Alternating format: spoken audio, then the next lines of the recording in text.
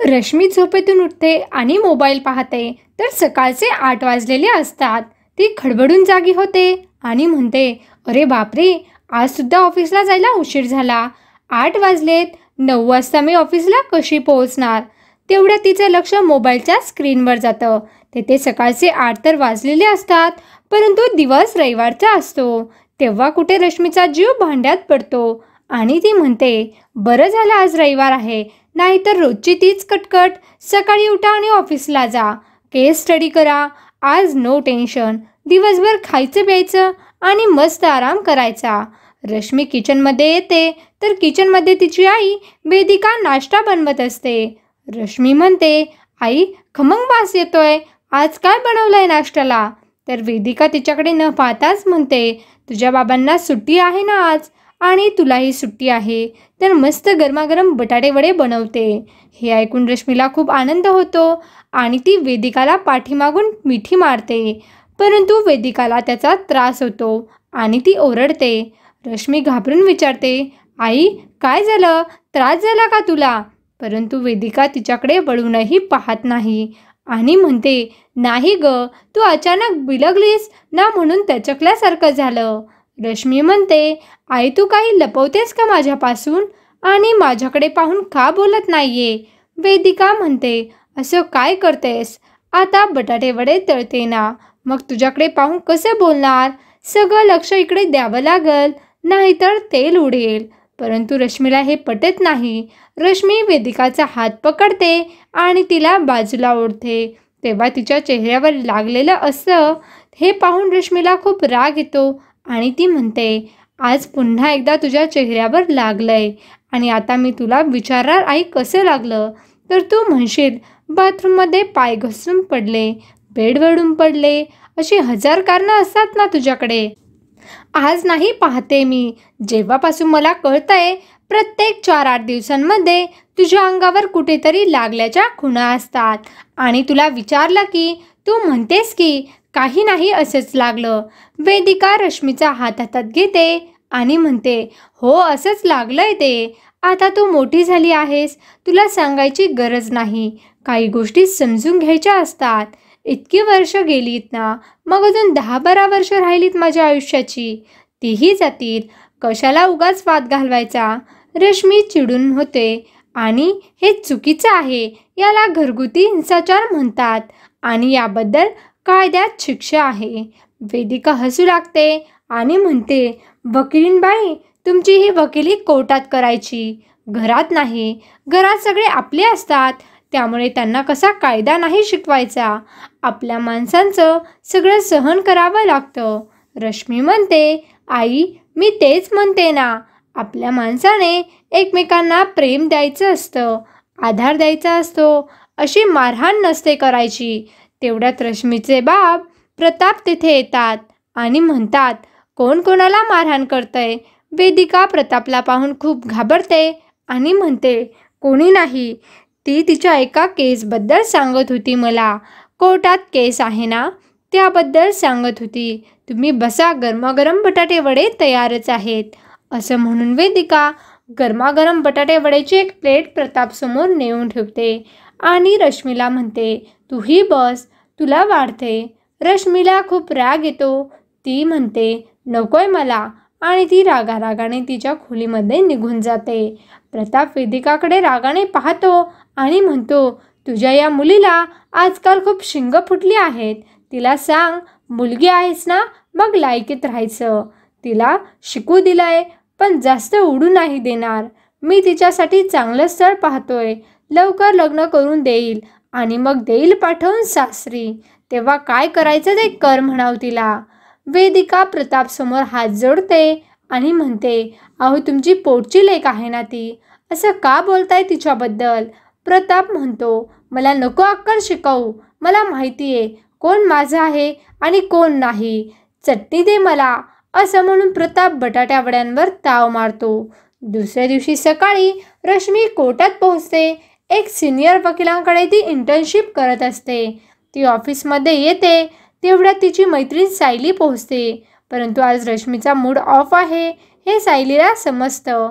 सायली विचारते, काय ग रश्मी, आज तुझा चेहरा असा का लटकलेला दिसतोय? रश्मी चिडून म्हणते, दुसरं काय असणार, माझा तो मारझोड करणारा बाप आणि माझी ती घाबरट आई यांच्याशिवाय माझ्या आयुष्यात दुसरं काही आहे तरी काय? सायली म्हणते, याविषयी आपल्या दोघांचं हजारदा बोलणं झालंय. आता तुझे बाबा तसे आहेत आणि तुझी आई शोषिक आहे. ती कधीही त्यांचा सामना करणार नाही, प्रतिकार करणार नाही आणि तो केल्याशिवाय तुझे बाबा सुधारणार नाही. मग तू तरी कशाला स्वतःला त्रास करून घेतेस? रश्मी म्हणते, सायली, माझ्या आईबाबांबद्दल बोलणं असं सोपं आहे, पण स्वतःला माझ्या जागेवर ठेवून बघ. मला तुला कळेल की शेवटी आई ती आई माझी. मन तुटतं माझं तिच्यासाठी. सायली म्हणते, सॉरी, मी थोडं जास्तच बोलले. जाऊ दे तो विषय. आज एक महत्त्वाची केस आहे ना, आपण त्याविषयी डिस्कशन करूया. सरत येतच असतील आणि या दोघी त्यांचं काम करू लागतात. संध्याकाळी रश्मी घरी पोहोचते तेव्हा घरामध्ये खूप शांतता असते. प्रतापही घरात नसतो आणि रश्मीची आई वेदिकाही किचनमध्ये नसते. रश्मी वेदिकाला आवाज देते, आई कुठे आहेस? परंतु वेदिकाचा काही रिप्लायच येत नाही. रश्मी वेदिकाच्या रूममध्ये येऊन पाहते तर मध्ये अंधार असतो. रश्मी दिवा लावते. वेदिका बेडवर झोपलेली असते. याच वेळेस वेदिकाला झोपलेला पाहून रश्मीला आश्चर्य वाटतं आणि ती वेदिकाजवळ जाऊन तिला उठवते. वेदिकाचा चेहरा लाल झालेला असतो. तिचा चेहरा भाजलेला असतो. रश्मी विचारते, आई, हे काय झालंय तुझ्या चेहऱ्याला? तुझा चेहरा भाजला कसा? वेदिका म्हणते, काही नाही ग, स्वयंपाक करताना थोडंसं चेहऱ्यावर उडालं, दुसरं काही नाही. रश्मी म्हणते, आई, तू याला थोडंसं म्हणतेस का? किती भाजलंय? थांब, मी फर्स्ट एड करते. असं म्हणून रश्मी फर्स्ट एडचा बॉक्स घेऊन येते आणि वेदिकाच्या चेहऱ्याला मलमपट्टी करते. रश्मी म्हणते, आई, आता खरं खरं सांग, हे सगळं काय झालंय? वेदिका म्हणते, खरं सांगते मी तुला. रश्मी विचारते, मग बाबा कुठे आहेत? बाबा तर या वेळेपर्यंत रोज घरी येतात ना, आज ते घरी कसे नाहीत? वेदिकाला काय उत्तर द्यावं ते समजतच नाही. रश्मी म्हणते, आई, माझी शपथ आहे तुला, जर तू खरं नाही बोलली तर आत्ताच्या आत्ता मी हे घर सोडून निघून जाईल. वेदिका म्हणते, अगं, हे काय केलंस रश्मी? शपथ वगैरे कशाला दिली? रश्मी म्हणते, त्याशिवाय तू खरं नाही बोलायची. वेदिका म्हणते, संध्याकाळी तुझे बाबा ऑफिसमधून घरी परत आले. त्यांनी मला चहा करायला सांगितला. मी त्यांना चहा करून दिला तर त्यांचा मूड आधीपासूनच ऑफ होता. मला म्हणाले, असा गार चहा कुणी देतं का? मी म्हणाले, अहो, आत्ताच उकळला आहे, गरम तर आहे. हे ऐकून त्यांना खूप राग आला आणि चक्क माझ्या चेहऱ्यावर चहा फेकला. त्यांनी आणि मला म्हणाले, आता सांग, गरम आहे की गार? हे ऐकून रश्मीला मोठा धक्काच बसतो आणि ती चिडून म्हणते, आई, लाज नाही का वाटत ग त्या माणसाला? किती निर्लज्ज आणि नालायक माणूस आहे तो. त्याची हिंमत कशी झाली हे सगळं करण्याची? वेदिका म्हणते, हे काय बोलतेस तू रश्मी? तुझे बाबा आहेत ते. रश्मी म्हणते, बाबा म्हणायची लाज वाटते मला त्यांना. असा कसा माणूस आहे तो? तुझ्या चेहऱ्यावर चहा फेकला आणि तुला या अवस्थेत सोडून गेलेत. आता मित्रांबरोबर पार्टी करत असतील, हो ना? वेदिकाच्या डोळ्यात पाणी येतं. रश्मी म्हणते, आई, बस झालं, आता रडायचं नाही, लढायचं. 25 वर्ष झालेत तू हे सगळं सहन करतेस. बाबा रोज तुझ्यावर चिडतात, तुला मारतात, तुला त्रास देतात आणि तू सगळं निमूटपणे सहन करतेस. मी आज वकील झाले ते फक्त तुझ्या त्रास दूर करण्यासाठी. एक दिवस वकील होईल आणि माझ्या आईला न्याय मिळवून देईल असा निश्चय केला होता मी लहानपणी, म्हणून मी वकील झाले. परंतु तू बाबांविरुद्ध तक्रार करत नाही, त्यांच्याविरुद्ध काही बोलत नाही, म्हणून माझाही नाविलाज होतो. वेदिका म्हणते, स्वतःच्या नवऱ्याविरुद्ध कोण तक्रार करत का? माझ्या आईबाबांनी मला ही शिकवण दिली आहे की लग्न करून जातेस ना, आता तिकडेच मरायचं, परत यायचं नाही. नवरा आयुष्यभरासाठी असतो. नवरा नसला की बायकोला काही किंमत नसते. रश्मी म्हणते, आई, जुनं झालंय ते सगळं. आता एक स्त्रीला सुद्धा स्वतंत्रपणे जगण्याचा अधिकार आहे. मी असं नाही म्हणत की कोणत्याही स्त्रीने पुरुषावर अवलंबून राहू नये. प्रत्येक स्त्रीने स्वतंत्र जगावं. पण जर असा नवरा असेल जो इतका त्रास देत असेल तर कशाला हवा तो नवरा? कशाला हवा तो संसार, एकटंच जगलेला बरं ना. एक दिवस तुला मारून टाकेल तो माणूस. वेदिका म्हणते नाही ग, असं नाही करणार ते. थोडा रागीट स्वभाव आहे त्याचा, म्हणून असं वागतात. पण माझ्यावर प्रेमही तेवढंच करतात. रश्मी चेहऱ्यावर केविळवाणं हसू आणते आणि म्हणते, आई तू नाही सुधारायची, पण एक दिवस तुला तुझी चूक समजेल. असं म्हणून रश्मी रागाने तिच्या खोलीत निघून जाते. थोड्या वेळानंतर वेदिका तिला जेवायला बोलवायला येते, पण रश्मीच्या रूमचा दरवाजा लावलेला असतो आणि ती म्हणते, मला नाही जेवायचंय, भरलंय माझं पोट. आणि ती जेवायला येत नाही. रश्मी उपाशी पोटी झोपून जाते. परंतु मध्यरात्री अचानक घरात तिला काहीतरी आवाज येतो आणि तिची झोपमोड होते. तिला दिसतं की रात्रीचे 1:30 वाजलेत आणि तिच्या आईचा ओरडण्याचा आवाज आणि बाबा तिला मारण्याचा आवाज येत होता.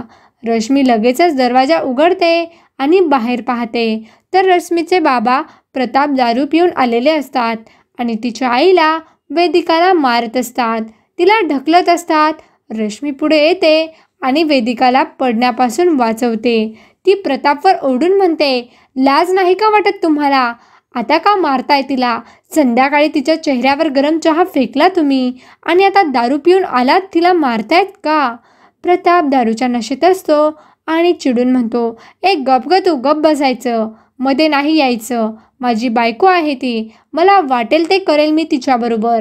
वेदिका पुढे येते आणि रश्मीला म्हणते, बाळा तू जा तुझ्या खोलीमध्ये, ते नशेत आहेत. प्रताप चिडून म्हणतो, काय म्हणायचंय तुला? मी नशेत आहे म्हणजे मी काय वेडाबिडा झालो आहे का? कितीही दारू प्यायलो तरी मी नशेत नसतो. असं म्हणून प्रताप पुन्हा एकदा वेदिकावर हात उचलतो.